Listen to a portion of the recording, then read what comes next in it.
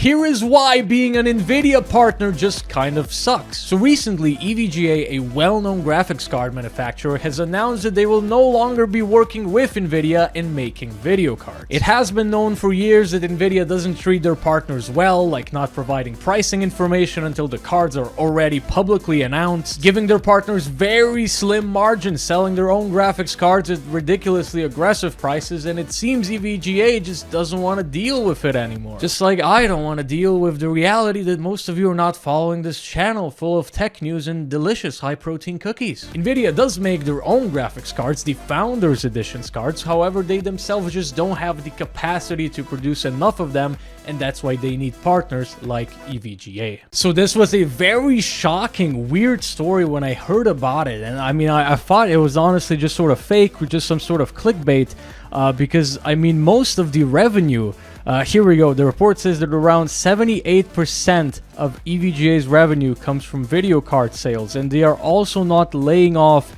any of their employees.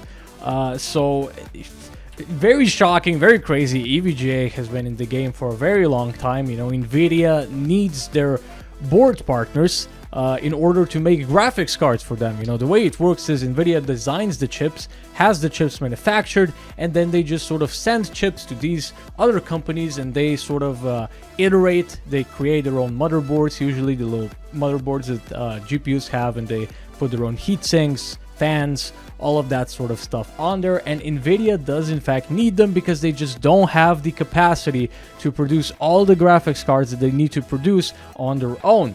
And if they did, I'm sure they would just stop giving chips to all their board partners, and they would just completely take over. You know, I'm sure they would much rather be like an Apple, where they just create all the chips and the software, and then they also manufacture everything themselves, and then they just sell it because it's just more profitable that way.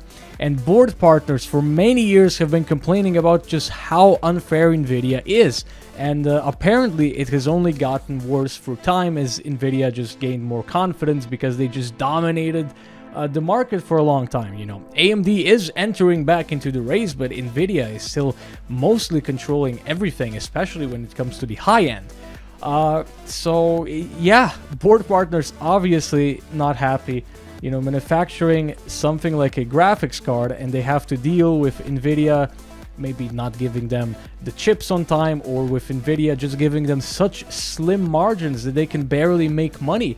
That is why during the GPU shortage, all graphics cards that you could find pretty much were these beefy ones with a ton of RGB and aftermarket stuff, because that allowed them to just price a little bit higher to justify that, because if they would have just priced them at MSRP like Nvidia did, they just wouldn't have made any money. So that is sort of the depressing situation that Nvidia's partners have to deal with. And you know, the thing is, they can't really do anything. You know, if they go complain to Nvidia can just be like, oh, so you want no chips then? Well, that's it then. Bye. And that's just it. So that's what happens when you sort of have a monopoly. I wish EVGA the best of luck.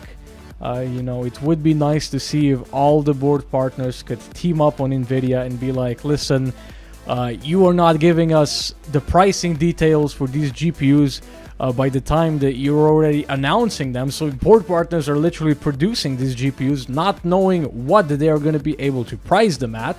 You know, so you may run into a situation where a GPU costs this much, and then the distribution and everything costs this much, and it needs to sell for this much. So there's just no margin. So it's pretty ridiculous, quite unfortunate, and yeah, that's why EVGA is officially terminating their partnership with Nvidia, I guess.